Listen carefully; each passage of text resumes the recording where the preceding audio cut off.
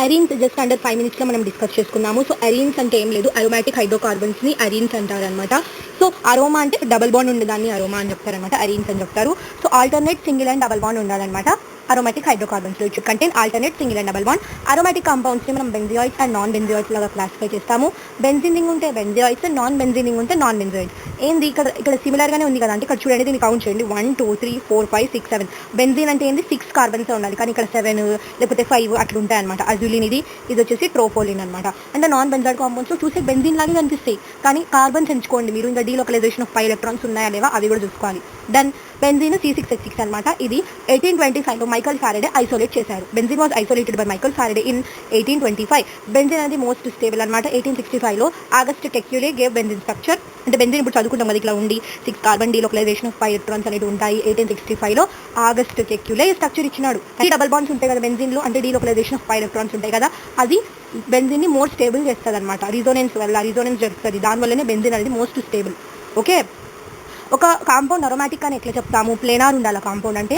చూడండి, బెంజిన్ అనేది planar compound. Okay, delocalisation of 5 electrons ఉండాలి, కాంపౌండ్ ప్లేనార్ ఉండాలి, డీలోకలైజేషన్ ఆఫ్ 5 ఎలక్ట్రాన్స్ ఉండాలి. హక్కల్స్ రూల్ సాటిస్ఫై చేయాలి. హక్కల్ రూల్ అంటే ఏంది? 4n+2 5 electron.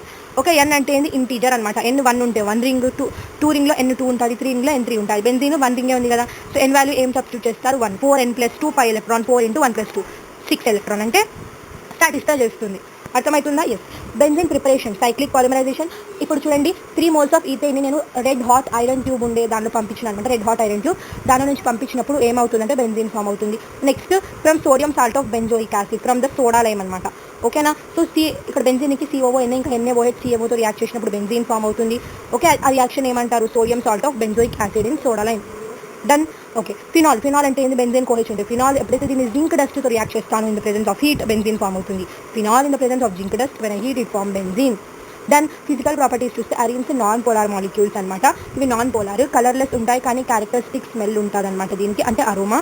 Okay, like dissolves like కాబట్టి ఇవి నాన్ పోలార్ కాబట్టి నాన్ పోలార్లోనే డిజాల్వ్ అవుతాయి. Like ether, alcohol. ఈ సూటి ఫ్లేమ్లో బర్న్ అవుతాయి, yellow colour flame. Chemical properties చూస్తే అరీన్ అనేది ఎలక్ట్రోఫిలిక్ సబ్స్టిట్యూషన్ రియాక్షన్ పోతుంది. Halogen, nitration, sulphation, Friedel Crafts, alkylation, acylation. నైట్రేషన్లో ఏం లేదు, concentrated HNO3 H2SO4 in the presence of 323 to 333 కెల్విన్తో NO2 బెంజిన్ NO2 గ్రూప్ H2O ఫామ్ అవుతుంది. హాలోజినేషన్లో బెంజిన్ హాలోజన్తో రియాక్ట్ అయినప్పుడు in the presence of anhydrous AlCl3 benzene chlorobenzene ఇంకా HCl ఫామ్ అవుతుంది. సల్ఫోనేషన్లో బెంజిన్ ఎప్పుడైతే H2SO4తో రియాక్ట్ అవుతుందో SO3 in the presence of it ఏం ఫామ్ అవుతుంది? ఇక్కడ ఫ్యూమింగ్ సల్ఫ్యూరిక్ యాసిడ్తో రియాక్ట్ అయినప్పుడు H2SO4 SO3 నాకు SO3 benzene sulphonic acid form అవుతుంది. SO3H అనేది ఉంటుంది బెంజిన్కి అలాంగ్ విత్ వాటర్. క్లోరినేషన్ అంటే 6 క్లోరిన్తో రియాక్ట్ అయింది, anhydrous AlCl3 dark cold. Benzene 6 కార్బన్స్కి 6 క్లోరిన్స్ అతుక్కుంటే along with 6 HCl. Friedel Crafts ఆల్కైలేషన్లో బెంజిన్ CH3Clతో రియాక్ట్ అయినప్పుడు ప్రెజెన్స్ ఆఫ్ AlCl3. ఓకే, ఇక్కడ మిథైల్ బెంజిన్ అని HCl అనేది ఫామ్ అవుతుంది. క్రిడల్ క్రాఫ్ట్ అసైలేషన్ అంటే CH3COCl. ఆల్కైలేషన్ అంటే CH3Clతో రియాక్ట్ అవుతుంది AlCl3తో ప్రెజెంట్ అయినప్పుడు. అసైలేషన్ అంటే CH3COClతో రియాక్ట్ అవుతుంది AlCl3లోని. గుర్తుపెట్టుకోండి, కన్ఫ్యూజ్ కాకండి. Alkylation CH3Cl, alkylation CH3Cl, acylation CH3COCl. Okay,